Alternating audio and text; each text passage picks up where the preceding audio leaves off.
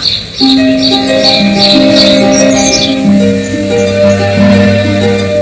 the Middle Ages, Britain was a land of wood. The people depended on it for warmth, for shelter. But to the medieval mind, wood spoke not just of earth, but of heaven. It was the perfect medium to show images of the divine.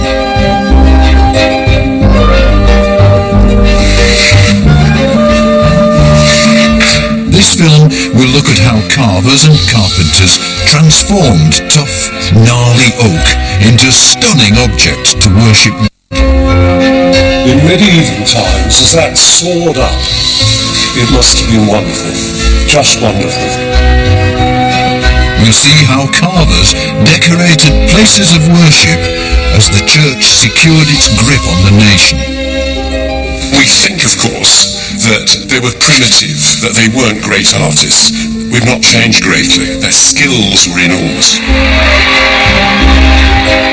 And we'll look at how the crown displayed its divine right to rule through creations like the coronation chair. I think it has sort of mystic powers still. These great works were nearly all lost, laid waste by a century of incredible destruction. And yet there are still people who battle to keep these traditions alive. The masterpieces created by carvers and carpenters give a unique insight into the medieval mind itself, in all its strangeness and incredible grandeur.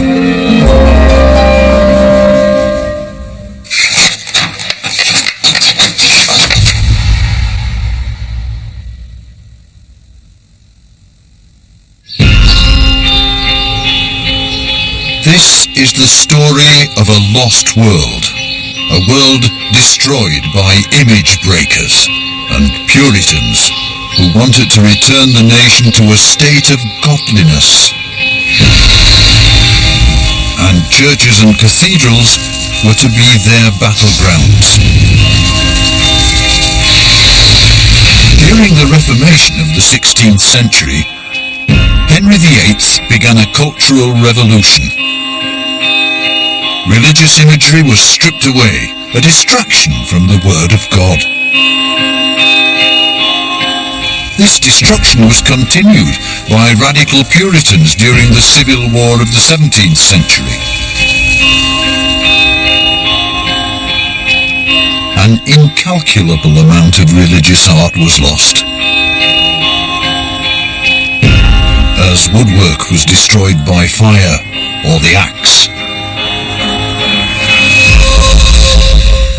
In some cases, there's a real passionate venom in the way they attacked, the Protestant reformers attacked these old images, and you hear stories of them rejoicing and building bonfires in the streets of wooden saints and dancing around them. In other cases, it's very clinical. They would destroy the absolute minimum that they needed to destroy. So you have instances of saints that have got their faces cut off, but the rest of them is left where they are. It's almost as if the victors in the battle of the faiths want to leave the conquered lying on the field of battle, wounded, mutilated, for everybody to see. And these religious convulsions mean that British medieval woodwork can now only be viewed in fragments, because for every statue that survived, tens of thousands did not.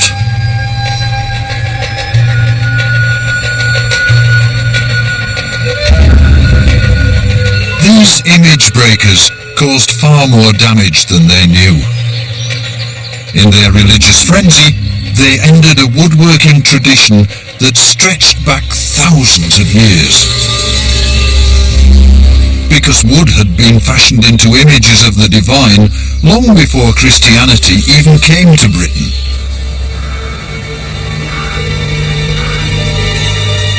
When the Roman general Julius Caesar arrived in Britain, he found a land covered in great oak forests, and the natives were ruled over by a priestly caste, the Druid.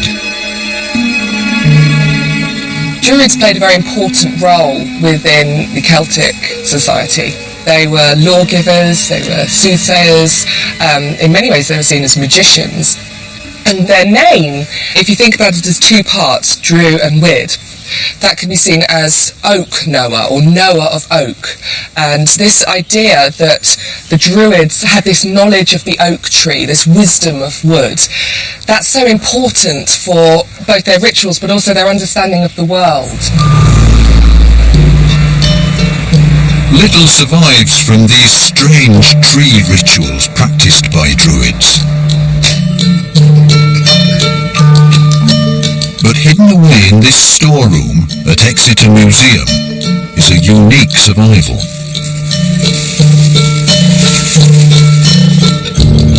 Deposited in wetlands more than 2,500 years ago, this wooden doll was only unearthed again in the late 19th century.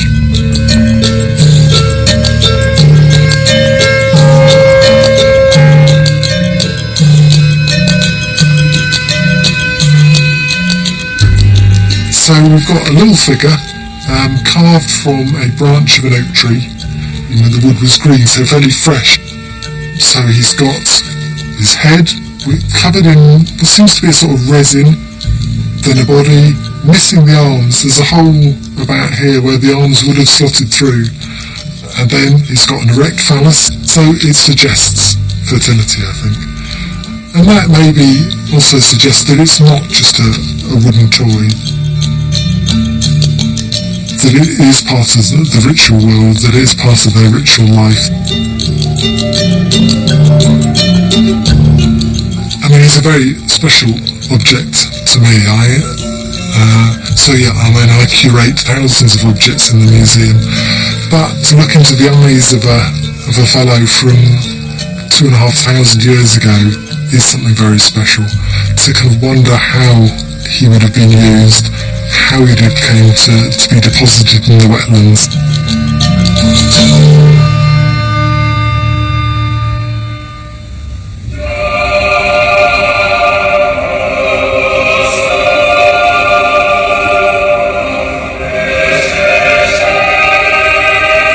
The nature gods of paganism were gradually banished by the coming of Christianity. In the 6th century, the Pope in Rome dispatched St. Augustine to our shores, who converted King Ethelbert to Christianity.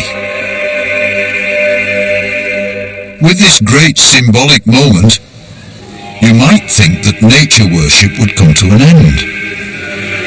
But one of the reasons people on these islands adapted to Christianity was its links to wood.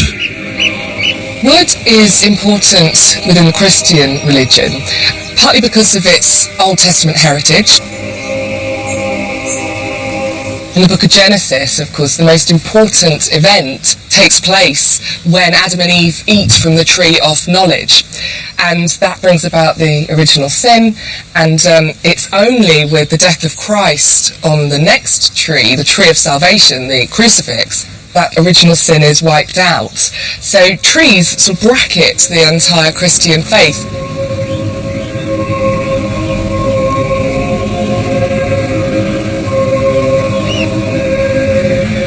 The very earliest forms of worship were often a kind of tree worship. They took place in groves of trees, and as building began, columns were built out of wood. So when you look at a space like this one, and you look down the rows of columns, you can imagine them as rows of trees, and you can imagine yourself standing in one of those sacred groves.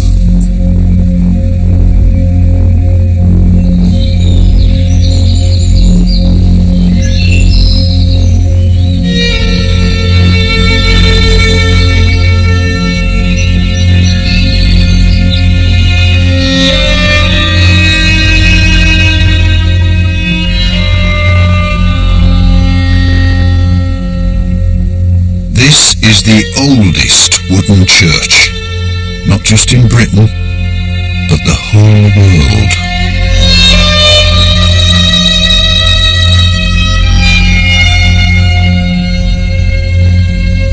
It still has its original timber walls, dating from 1060 AD, 6 years before the Norman conquest. Since its inception, the church has evolved into a celebration of the role of wood in Christianity. It has an oak-covered Bible, created from the same ancient wood as the walls, and a grand 18th century carved eagle lectern.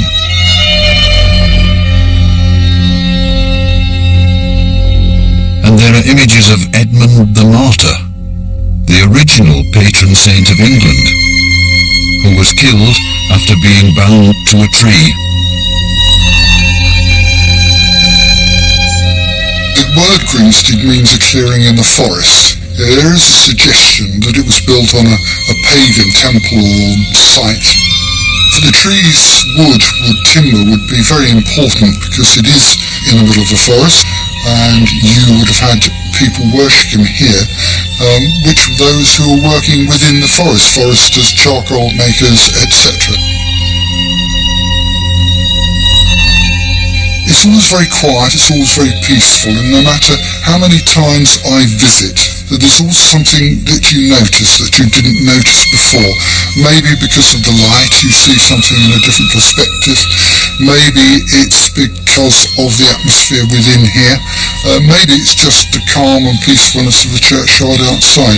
And I know many, many people who come here, and all they come here for is to sit quietly and say a prayer maybe. And I think that sums up the place.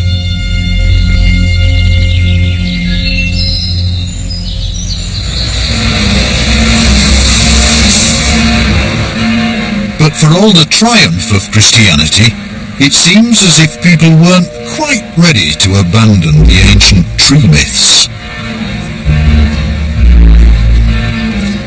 You can still find traces, even within a great Christian place of worship. In Sheffield Cathedral is a collection of faces merged with foliage. The infamous Green Man. And they were obviously a favourite form for woodcarvers.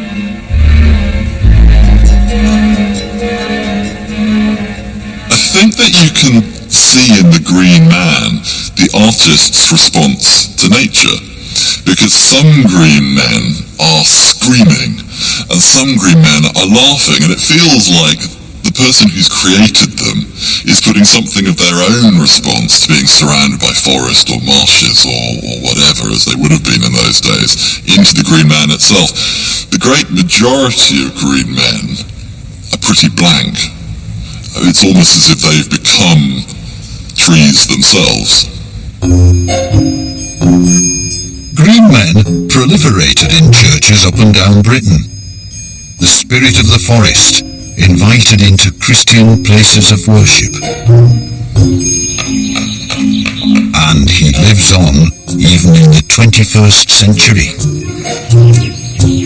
Master carver Chris Pye is one of a dying breed of Green Man carvers working in traditional oak wood. It's not really a matter of fighting the wood. It's a matter of sort of dancing with it, finding a way of working with it that the wood is cut in the way it likes to be cut. And the strange, savage spirit of the Green Man is displayed all around Chris's house. Really, if you push me, I don't know why I do it. I just feel somehow connected with myself as a human, the wood,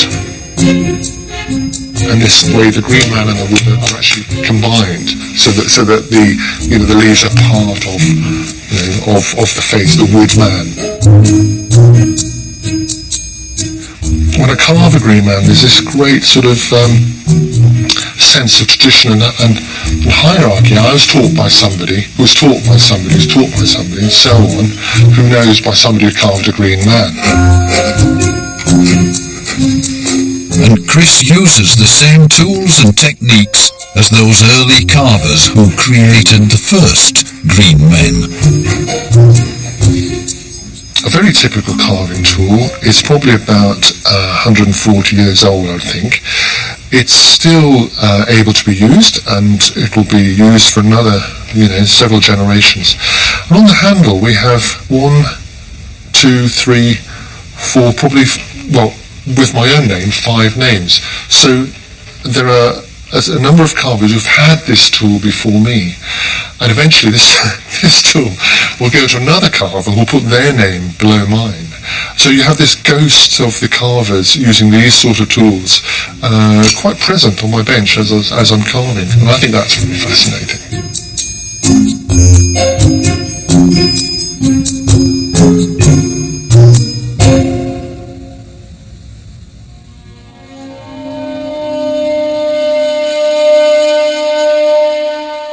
While the Green Man was generally seen as being passive and benign, he did have a more violent brother, the Wild Man of the Wood. This intimidating figure was originally a bracket or support on a medieval house, a warning to keep your distance.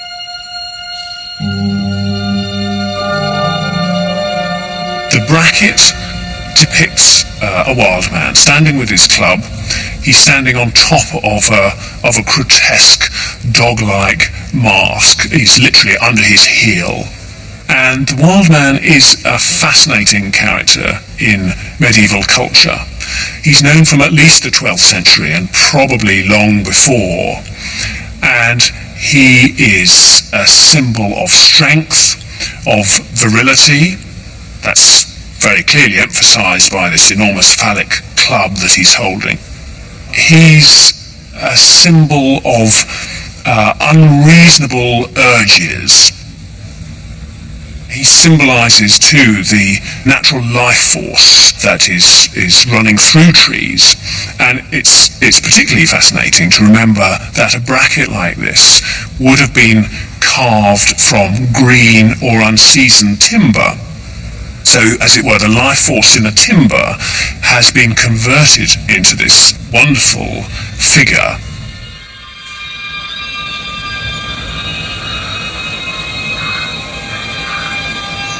Wood was crucial to the Christian faith, and because it was so important to people in the Middle Ages, wood was the perfect medium to teach the stories of the Bible to even the most uneducated churchgoer.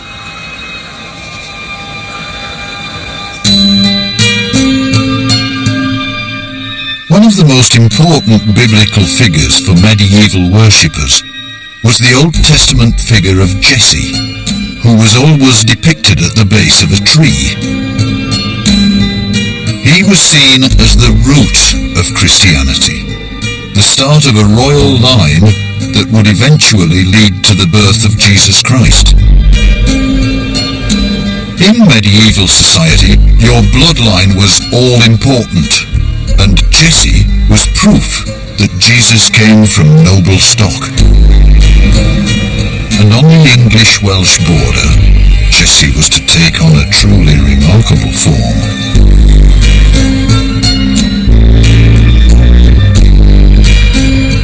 This solitary figure is just a small piece of what the carvers intended. It was originally the base of a huge array of statues. Attacked during the Reformation, it's still a monumental work of art that seems to carry otherworldly, pagan resonances.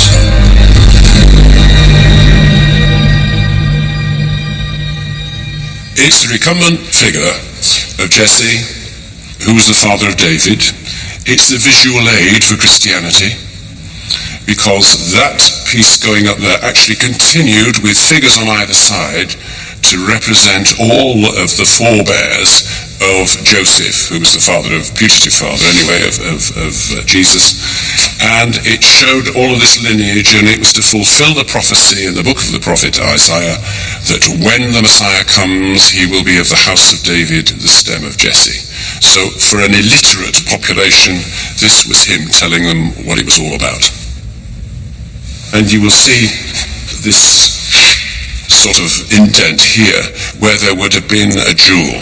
So painted all over, one piece, astonishing piece, and this stem that would have gone right up there is a branch of the oak. So that it must have been very difficult to get the right piece of oak by the craftsman and then worked on, presumably just this one piece, brought in here, and it must have taken them ages to do it because it's extraordinary the way that they've managed to capture the flow of the garments. Just look at that lovely flow there, and the fall, the way the cloth then falls over his knee.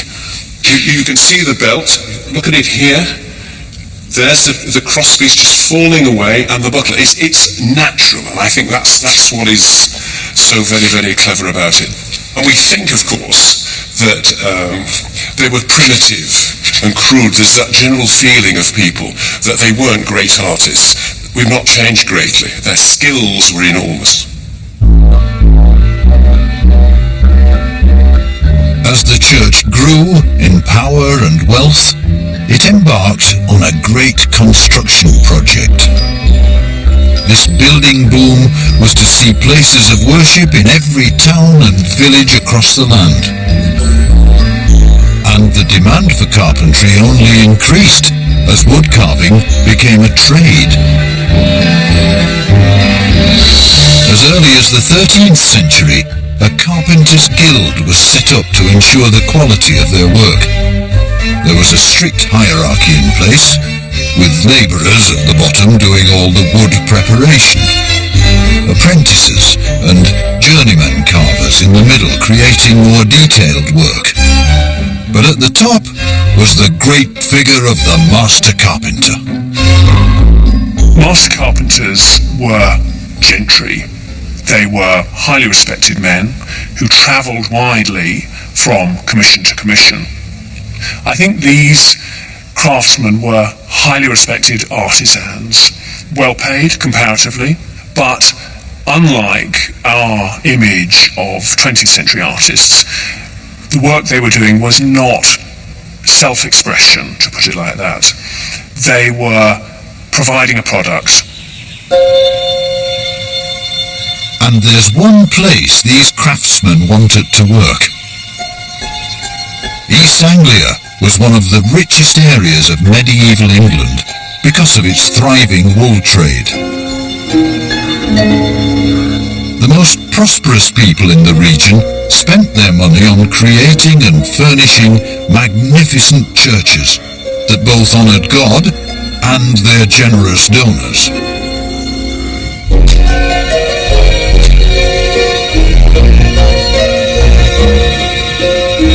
Carvers were commissioned to transform churches into places of wonder and awe.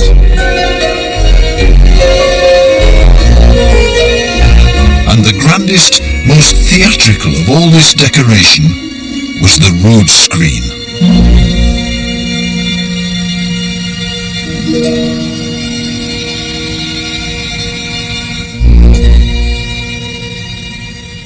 Rood screens separated off the main body of the church where the congregation was from the place where the action was, from the priests who were performing the mass. And what you would have had was this boxed off area where the sound of the chanting and the singing would have floated out into the congregation, incense might have floated out into the congregation, but it was not participative. People weren't taking part in the service. It was all going on inside this perfumed box. This screen is one of the largest in the country, over 50 feet long and 20 feet high. And it was carved in the style of the Middle Ages, the Gothic. The Gothic conveyed the glory of God through light, intricate decoration that reached up to heaven itself. Timber, because it is light, easy to work and very strong, it can break the sinews of reality in architecture. It can imitate stone forms, but do it in such a way that it's inconceivable that they could be stone. And so the onlooker has this wow factor. He sees something that looks as though it's built of stone, and yet it's far too big. How is that structurally possible? The Gothic aesthetic is very much bound up with creating spaces that people are overawed by. They can't comprehend them. They are structurally impossible. And of course, timber is the perfect way of creating those kinds of spaces. On top of the rood screen would have sat a rood, a cross or crucifix. Roods were systematically taken down and destroyed during the 16th and 17th centuries. Indeed, until the beginning of the 20th century, every single rood was believed to have been lost.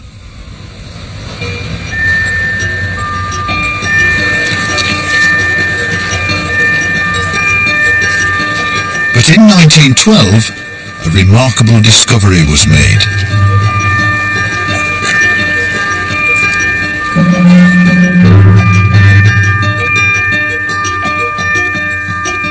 These are the remains of the only rood to survive from the Middle Ages.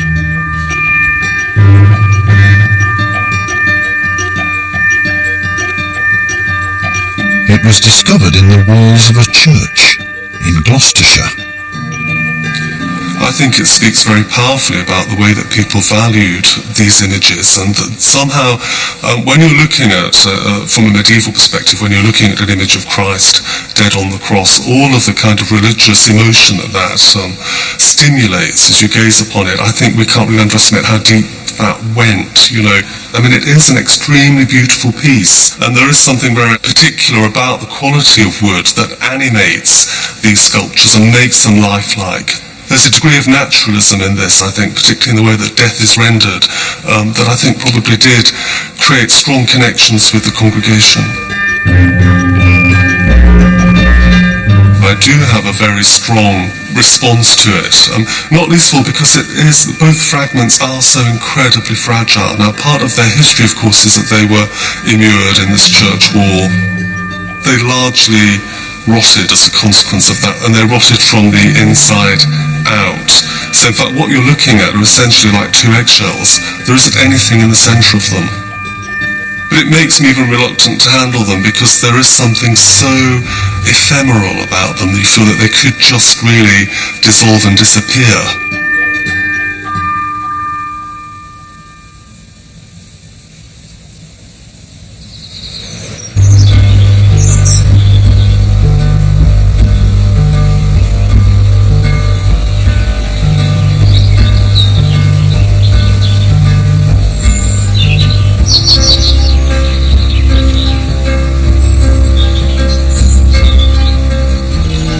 Lawrence Beckford is working to restore a lost rood screen. These 16th century panels were originally from a Devon monastery. They were dismantled and removed during the Reformation.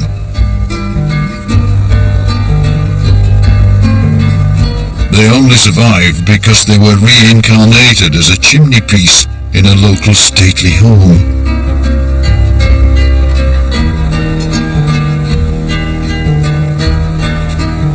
Lawrence is one of the few carvers who can bring this sort of medieval woodwork back to life.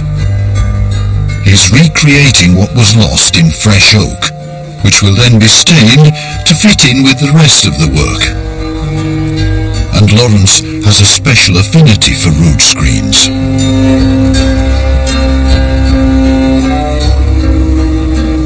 When I started my apprenticeship, the company I worked for did a lot of ecclesiastical work. So I was sent to the churches, historic buildings, and I was faced with medieval woodwork, medieval screens, fantastic tracery, And obviously I was in awe. I was a young chap. I saw this wonderful, wonderful carving, full of life, full of vigour, and I thought I'd love to work on screens like that. When you work on a piece of original medieval woodwork, you have to really study the tool marks, the way the lines flow, and you start to learn how free those carvers were. I think many people think they were maybe at a bench and they were being told exactly what to do, and I don't believe that. I think they were very free. They were allowed to express their inner feelings, and that's what I can see in the woodwork now. So as I work on those pieces of carving, I almost get a feel of what they may have felt, and I have to feel that, I think, because I need to put that into my work, otherwise you'll see a huge, huge difference. Over the years of carving, it's become part of me, and I don't know what I would do if I didn't carve now. It's really, really in me, and it's taught me a lot about life. How you can achieve something from very little, from a piece of plain wood, with the commitment and focus and having ideas in your head, how you can, with some tools, how you can produce some lovely works of art.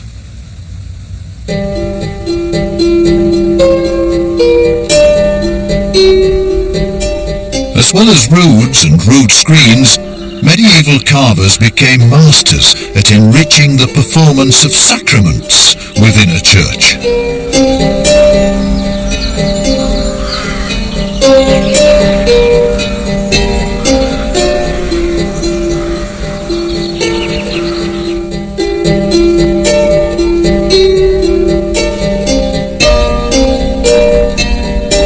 This 15th century baptismal font cover was designed to protect the holy water from contamination.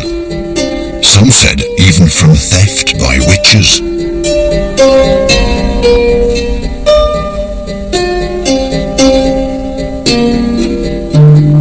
At the top is a pelican shedding its own blood, a symbol of Christ's sacrifice.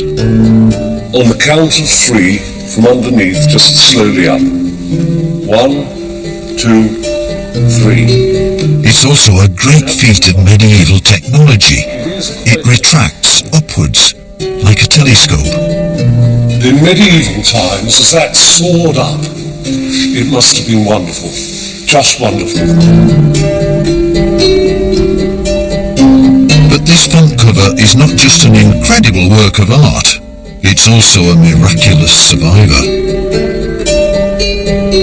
During the English Civil War, it attracted the attention of the radical Puritan William Dowsing, who led a troop of image breakers through East Anglia.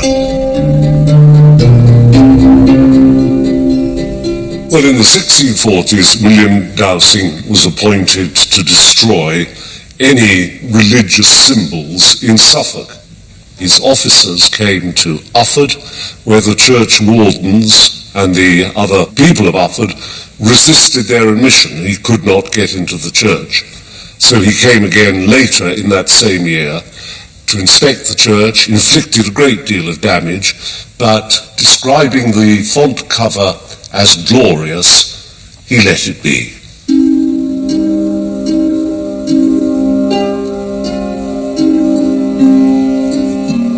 The font cover is just very special to everyone in Ufford, and the children and grandchildren of people who have lived here come back to be christened here. It's difficult to describe the emotions which the font cover creates. It's just part and parcel of the heritage of the people of Ufford, and I think we all feel that. It gives us a sense of pride, which is probably a great sin.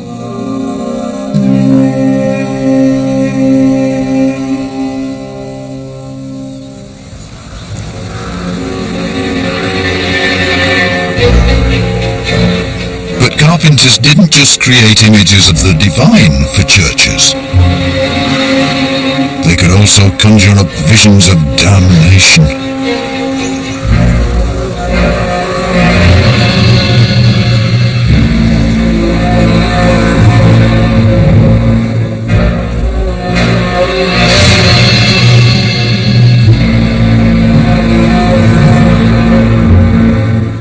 These bench ends show the 7 deadly sins. The sinners being swallowed by a giant fish.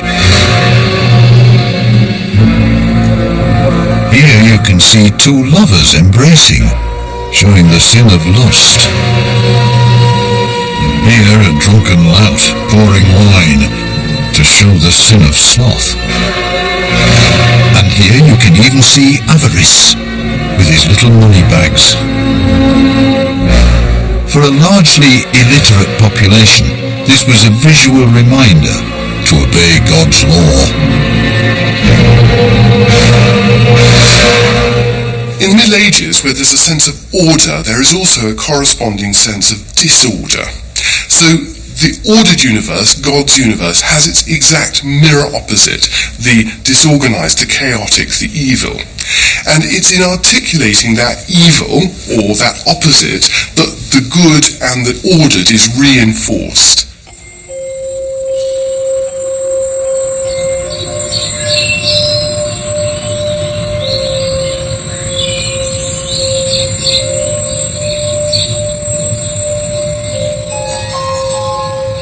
The practice of carving bench ends almost came to an end with the Reformation. But it was revived in this church, St. John the Baptist, in the 19th and 20th centuries. Here you see the religious iconography you might expect in a church. But many designs are far more unexpected. They were paid for by village parishioners, commemorating lost loved ones.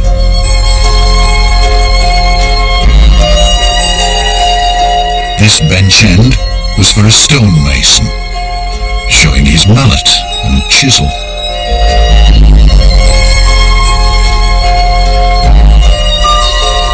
The carver Lawrence Beckford created this boat on a rocky sea in memory of a local merchant seaman.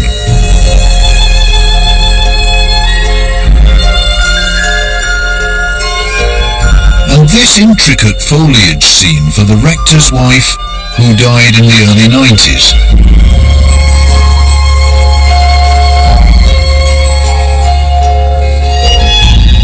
Unlike the medieval bench ends, which tell biblical stories, this is very much a personal bench end, and it depicts wildlife and nature. She was a wonderful gardener, really loved gardening. The foliage is living, the timber's living, the foliage is living, the design's living, and you can carve twists and curls. You've got, like for here example, you have a turnover, and you can get lovely undulations and a very lovely sort of suet line. Absolutely, carving foliage in oak, I think it's fantastic. It's not very often uncommon for a family member to commission a bench end as such as this and a merchant ship one. But they obviously feel very deeply, and their partner obviously was a huge part of their life, and they believe it's worth commemorating. And you know that they must have immense joy when it's completed and it's fitted. You know that they must feel very proud of their lost one.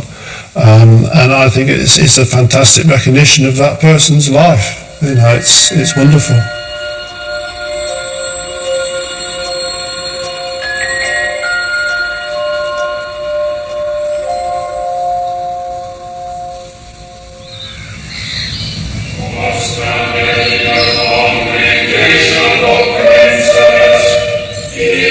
As the church grew more powerful, so did the pride and ambition of some of its priests. A great cathedral was never just about the glory of God. It was also the seat of bishops, who were princely figures with great power and wealth at their disposal.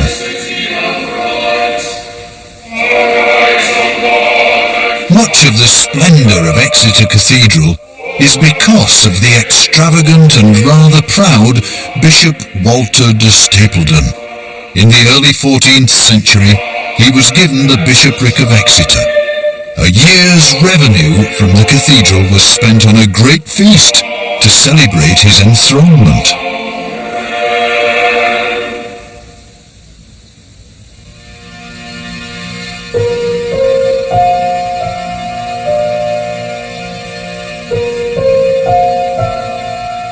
De Stapledon created the greatest tribute of all the Middle Ages to the role of the bishop.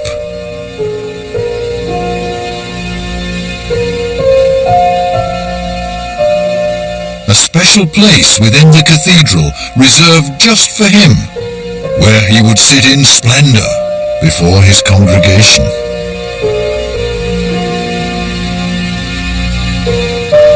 This is the bishop's throne, a 60-foot wooden canopy pointing like a giant finger towards God. It was made by local craftsmen over a period of 6 years.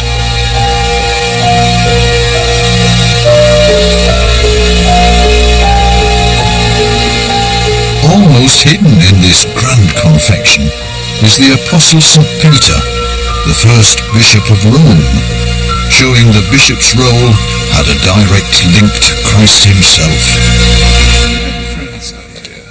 Yes. The throne looks splendid now, because in early 2012, John Allen and Hugh Harrison led the restoration of this masterpiece.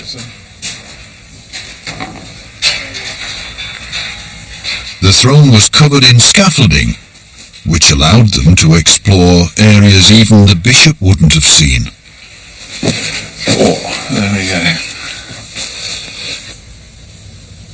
We're standing under the vault of one of the most extraordinary pieces of medieval woodwork in Europe, and it is immensely richly carved. It's also extremely complex in its construction, and it is really the first magnificent, grand piece of medieval woodwork to survive in England.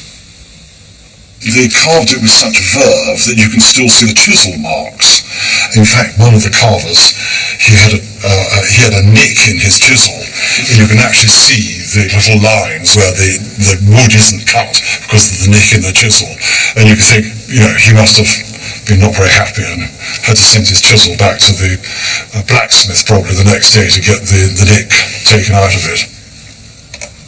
Well, I think everyone knows this is a great masterpiece. It's one of the most famous objects in medieval art in England. But somehow when you get up to it and you see the sheer amount of work in it and the sheer panache of it all and the fantastic quality and the complexity of it, it just takes your breath away, doesn't it, that they achieved? Yes, absolutely superb.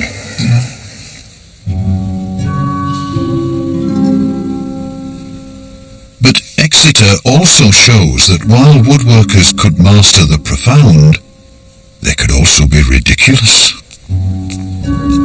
Far away from the gaze of the congregation, hidden under the choir stalls, are some rather daring carvings.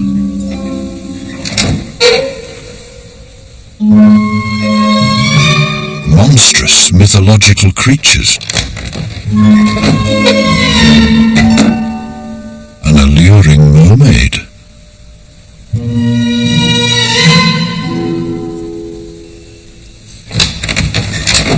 A centaur firing an arrow.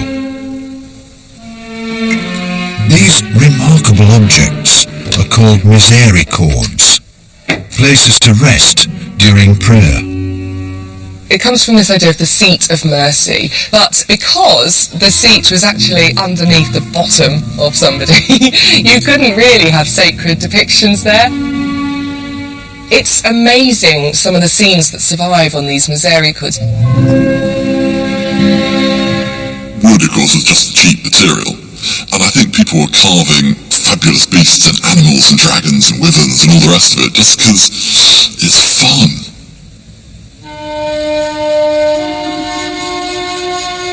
And from down below to on high, carvers would create elaborate decoration, insisting on perfection, even though no human eye would really be able to see it. One way of beautifying your cathedral was to create a great boss to cover over the joins where the ribs in the ceiling meet.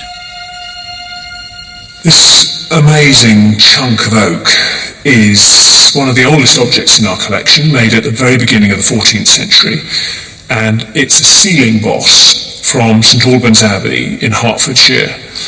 What we have in this swirling and complex design are leaves curling around, and out of the leaves springs forward the head and claws of a lion that is grasping a bone in its jaws. Having been removed from the vault, we can see it in a way that no one using the cathedral 700 years ago could have seen it, because we can see the underside of the boss. So what we can see here is the sheer physical effort that carvers had to put in to create something like this. We're seeing vividly the marks left by the chisels. This would have been a huge amount of work, hollowing out heavy, hard work. So there was a lot of chopping out needed to be done before the delicate work on the outside could be completed. Medieval woodcarvers had spent centuries using their work to beautify churches and cathedrals. But there was increasingly a tension between the power of the priests and the power of the crown, and both claimed to derive their authority from God himself, and some of the finest woodwork was to be used as a political weapon. At the beginning of the 13th century, the militaristic Edward I wanted to make a grand statement about the elevated nature of kingship. He created an iconic object that's been at the centre of British life for 800 years, last used during Elizabeth II's coronation.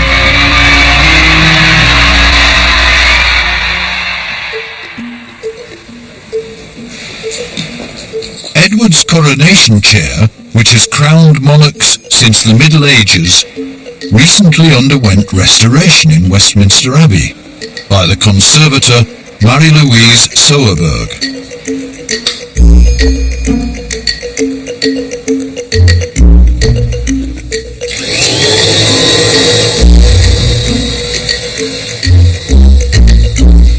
We made a studio on site for the coronation chair. To treat it, to stabilise it, is basically the headline of what we're doing. We have had to mend the seat. There was a couple of fractures in it. Some old repairs that we redid, so we were sure that they were stronger than they were before.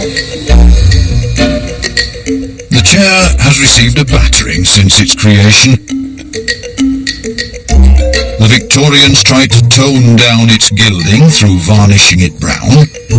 It was bombed by suffragettes, and most visible of all, the chair's covered with centuries-old graffiti. There's something like 300 initials and names carved into the chair. All this graffiti is mainly Westminster schoolboys, and they are mainly 18th century inscriptions. We've got one here, P. Abbott, who slept in the chair one night in July in 1800, spending probably more time, well, definitely more time than any monarch ever spent in the chair. It's said that if you paid a shilling, you could scratch your name into it. A lot of these scratches here are probably pen marks, people taking little pieces of the chair to have and to hold, to eat, who knows. It could have had sort of Yeah, I think it has sort of mystic powers still.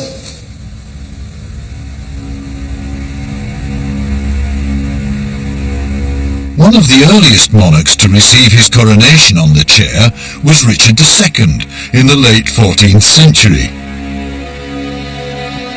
The moment was captured in this painting, commissioned by Richard himself, the first accurate likeness of an English monarch.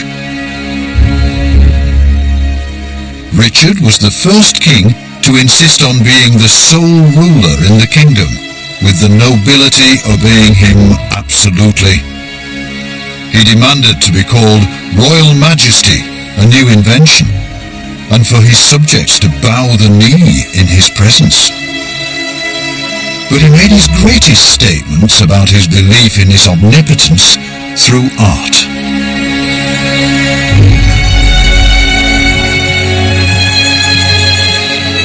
This is the Wilton diptych. It was a portable altarpiece commissioned by Richard, painted on Baltic oak. It was Richard's attempt to show he was anointed to rule by God himself. Here you see Richard receiving the flag of England from an angel before Jesus and Mary. All of the angels are wearing Richard's emblem, a white heart. And angels were to play a special role in the signature artwork of his reign. In 1393, Richard's master carpenter, Hugh Herland, sailed 660 tons of oak down the Thames in great barges from Surrey. This wood was to be used to remodel Richard's palace at Westminster.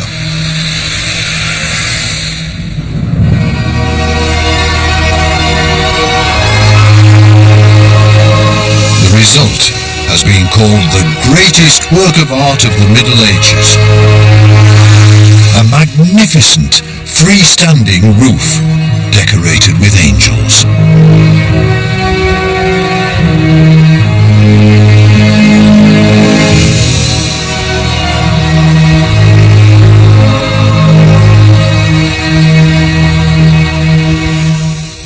The span of that roof is over 60 feet, and there simply weren't oak timbers that could span that space. What Hugh Herland did instead was created a kind of joisting structure that allowed the roof to be covered in 2 stages. It's a structure called a hammer beam. Once it had been created in this form and ornamented with angels, the English public was clearly dazzled by it. Each of the principal trusses of the roof is carved with a figure of an angel holding the royal arms. And symbolically there are 13 trusses, which is the number of Christ and his apostles. Here in this wonderful architectural metaphor, the heavenly court of Christ hovers in appreciation and protection over its earthly counterpart, the court of Richard II.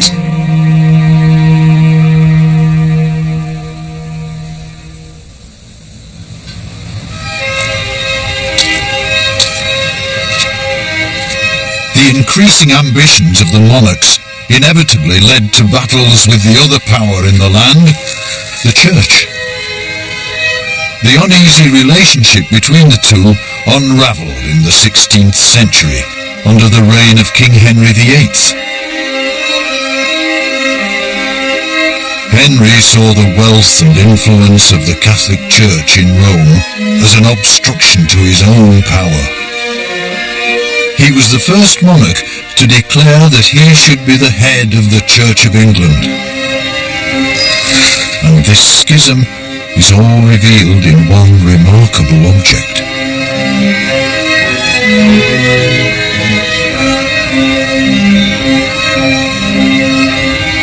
In the 1530s, Henry commissioned this oak rood screen as a gift for the chapel at King's College. In a break with tradition, it was carved in the continental Renaissance style.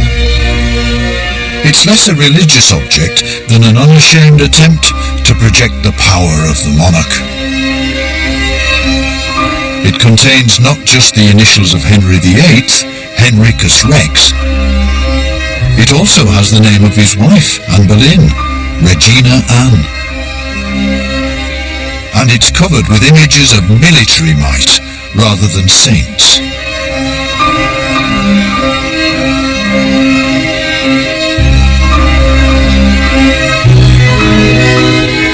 This was one of the last rood screens to be erected in Britain.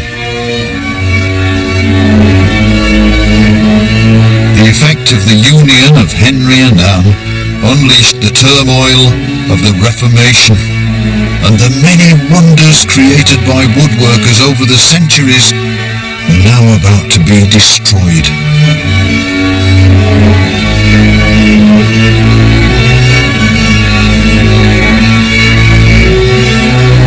The religious revolutions of the 16th and 17th centuries finally brought an end to the golden age of religious oak carving. And oak was now looking very old-fashioned as carvers turned to other woods as Britain's cultural horizons expanded. Crinling Gibbons, the greatest carver ever to work in these islands, rejected oak for the far suppler lime wood in the 17th century. And in the 18th century, craftsmen like Thomas Chippendale used mahogany from the West Indies.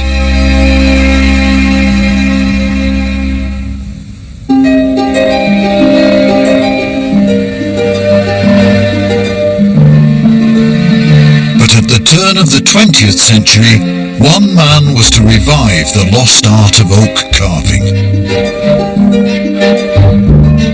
Robert Thompson was a craftsman who was obsessed with the Middle Ages.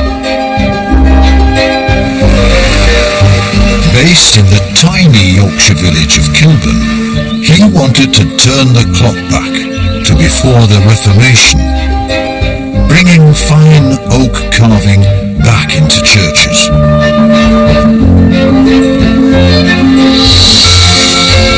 But Robert also introduced a delightful twist that would capture people's imaginations. He was to become famous in Britain and across the world as the Mouseman of Kilburn.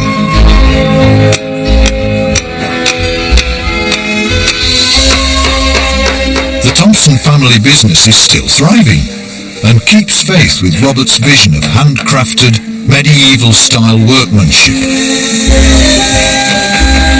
But always at its centre is the legendary figure of the mouse. Great-grandfather was working with a fellow craftsman. They were working on a local church, and the craftsman happened to mention he thought they were both as poor as church mice. And of course the church mouse is working away with its chisel-like teeth and nobody knows he's there. So we thought how nice it would be to carve the mouse on this particular piece he was working on. So ever since that day, each piece that we produce here at Kilburn has had a mouse carved on it. Each mouse is carved by the craftsman who makes the piece of furniture. So each one is identifiable. So we've got 25 craftsmen, so basically we have 25 different styles of mice. So we can each identify each other's work. We're in a world of mass production, and unfortunately, things have moved on at such a great rate of knots. There is still room for a small family business, still using the traditional craft skills. We're not mass production, we're hands-on. There's no substitute for a pair of those at the end of the day.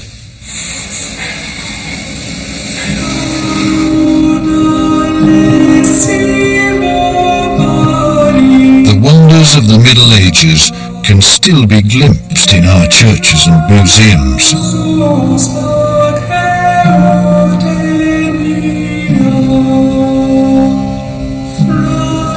Such was the violence of the destruction in the 16th and 17th centuries. It can only ever be a small taste of this lost world.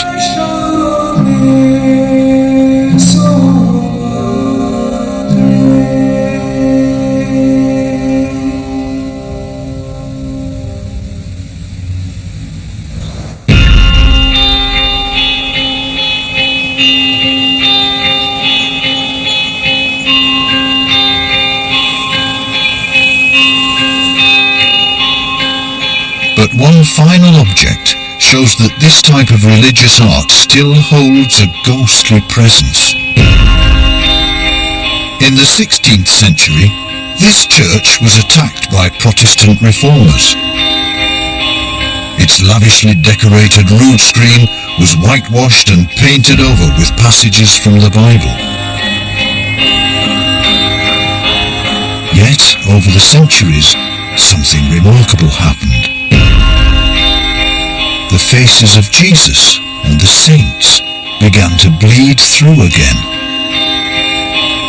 It shows that just beneath the surface, maybe more treasures of the Middle Ages are waiting to be resurrected.